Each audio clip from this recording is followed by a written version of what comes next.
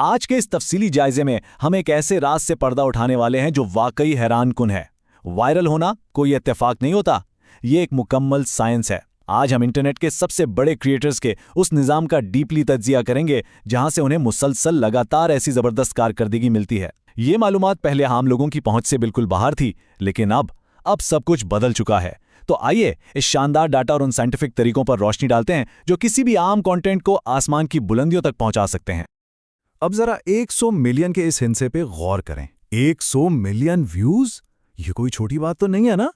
इस सतह पर जब मुसलसल व्यूज हासिल किए जाते हैं तो ये सिर्फ किस्मत या किसी तुक्के का नतीजा बिल्कुल नहीं हो सकता।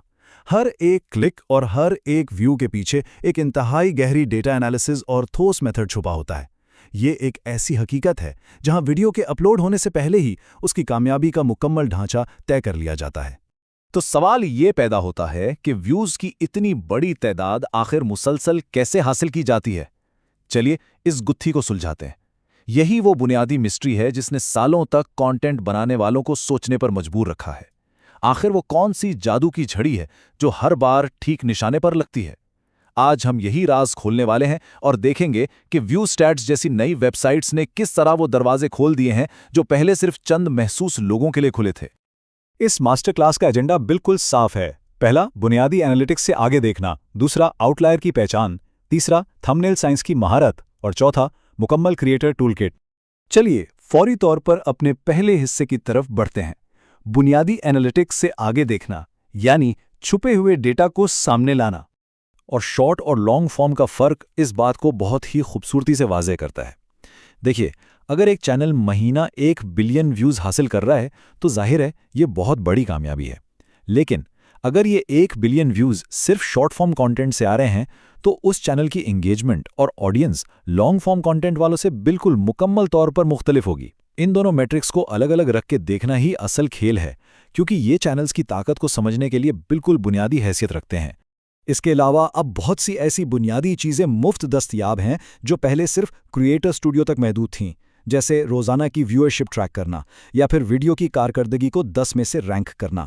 एक क्रोम एक्सटेंशन की मदद से जब कोई वीडियो देख रहा होता है तो वहीं पर एक ओवरले सामने आ जाता है जो फौरी बता देता है कि उस वीडियो ने पहले दिन 10 में से कौन सी पोजीशन हासिल की थी।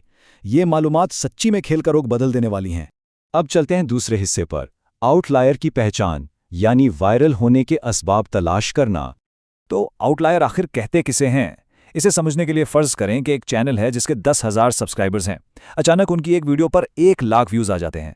अब ये अचानक वायरल होना कोई जादू तो नहीं था। उस वीडियो के टाइटल, थंबनेल या कंटेंट में ज़रूर कुछ ऐसा खास था जिसने उसे बाकी सबसे अलग कर दिया। इन्हीं गैर मामूली और हैरानकुन वीडियोज़ को आउटलायर कहा जाता है और इनका मुताला करना कामयाबी की सबसे बड़ी चाबी है। इस जबरदस्त डेटाबेस फिल्टरिंग पर गौर करें। अगर फिल्टर लगाया जाए कि सिर्फ वो आउटलायर्स दिखाएं जिन पर 1 मिलियन से ज़्यादा व्यूज़ हों, चैनल्स के 1 लाख से ज़्यादा सब्स हों और उन्होंने 90 दिनों में औसत से 10 गुना ज़्यादा व्यूज़ हासिल किए हों, तो नतीजे में सिर्फ वही प्रूवन और सर्टिफाइड आइडियाज़ सामने आते हैं जिन्होंने वाकई दुनिया भर में धूम मचाई होती है। इस तरह नए आइडियाज़ के लिए अंधेरे में तीर नहीं चलाना पड़ता, बल्कि एक मुनज़्ज़म तरीके से सक्सेसफुल एनामलीज़ को स्टडी करके वायरल कॉन्टेंट की मनसूबाबंदी की जा सकती है।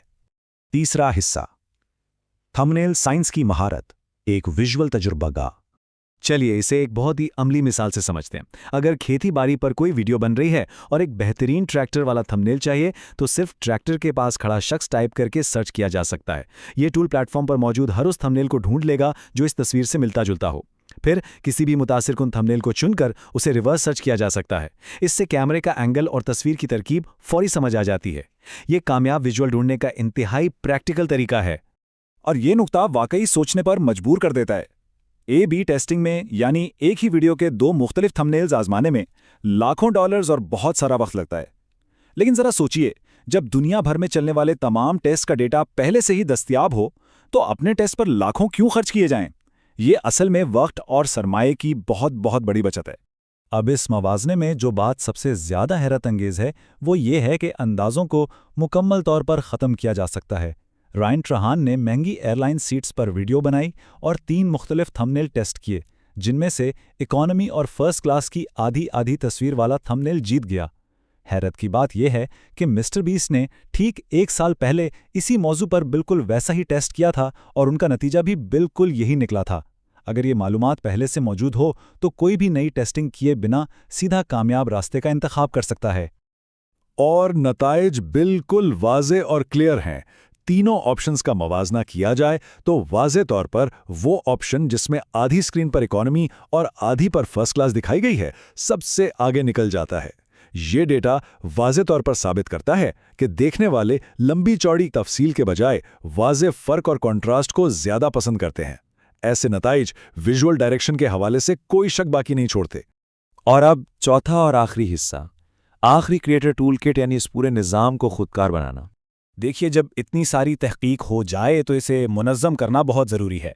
यहाँ अलर्ट्स और कलेक्शंस का किरदार शुरू होता है। मिसाल के तौर पर मैंने बनाया यानी आई बिल्ट वाले अल्फाज पर अलर्ट लगाया जा सकता है। जैसे ही उस टाइटल वाली किसी वीडियो पर 1 मिलियन व्यूज़ मुकम्मल होंगे, फौरी इत्तला मिल जाएगी, बगैर हर वक्त स्क्रीन को घूरे।